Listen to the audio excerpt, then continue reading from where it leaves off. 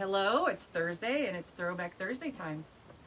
This week's recipe is out of a vintage book that my mom gave me. She said that she has a whole set of these, 1 through 12. It's Women's Day Encyclopedia of Cooking, copyright 1961.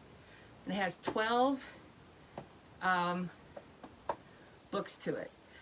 So I know my mom likes tomato aspic. She really likes it a lot. So I thought I'd read a tomato aspic recipe out of here.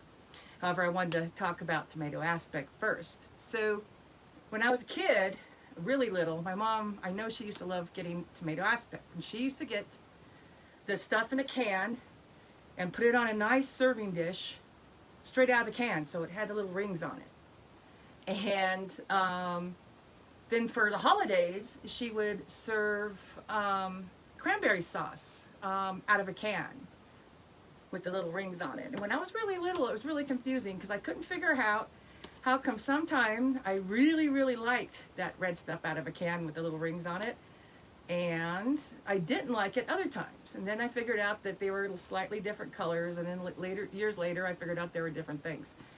I don't really like tomato aspic. Anyway, this book here is volume 5, and tomato aspic. One of the things when I looked through this book, I mean, a lot of these old books have some really fun things to read in it. And this one here, it just has your measurements and everything. Nothing shocking yet. I haven't found anything shocking yet. Okay, tomato aspic. 1 1/4 cups. It says 1 10-ounce can of tomatoes, 1/4 teaspoon salt, 1 1/2 teaspoons minced onion.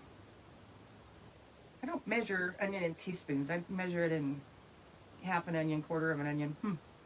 Anyway, small celery stalk and a few celery leaves, 3 peppercorns, 3 whole cloves, 1 1/2 teaspoons of unflavored gelatin, 2 tablespoons of cold water, 1 1/2 teaspoons of vinegar, and 1 teaspoon of fresh lemon juice, and then lettuce.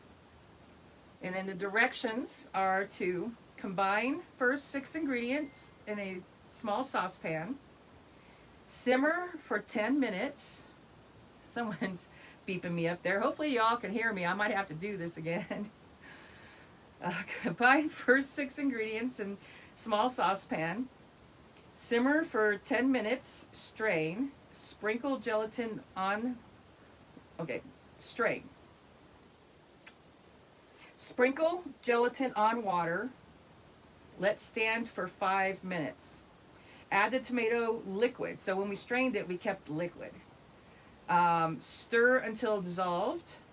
Add vinegar and lemon juice. Pour into 2 half-cup molds or custard cups. Chill until firm. Unmold on the lettuce. Serve with buttermilk or yogurt dressing if desired. Makes 2 servings. Well, I'm not a big tomato aspic fan, but I remember growing up, my dad used to get us hooked on buttermilk, and the buttermilk we buy today is cultured, and it's just not the same. When I grew up, we drank the buttermilk that says churned. I got these little things popping up on my screen. I have to figure out how to make those go away. But who out there remembers churned buttermilk? It was Knudsen buttermilk. You can get, I don't know where we got it, but Knudsen buttermilk and real churned buttermilk, that was the best. A little bit of pepper on it, and we used to get boiled new potatoes. Yum num.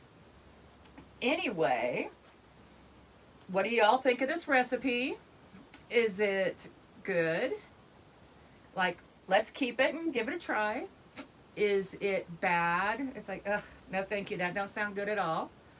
Or is it ugly? Like, send it back to 1961 because we ain't trying that stuff. Let me know in the comments. And also in the comments, why don't you, if you have a recipe that was your mother's favorite, post a picture of your mom either holding her recipe or a handwritten, if she hand wrote it somewhere, and Post it in the comments, your mom's favorite recipe. And that's it. My screen's going wild. I hope you all can hear me. So that's it for today. I hope you enjoyed the recipe. And next week we're reading out of another cookbook my mom gave me. It's a little different. I bet the next cookbook for next week you have all had in your kitchen at one time. Anyway, you all have a very good evening, and I will see you next week.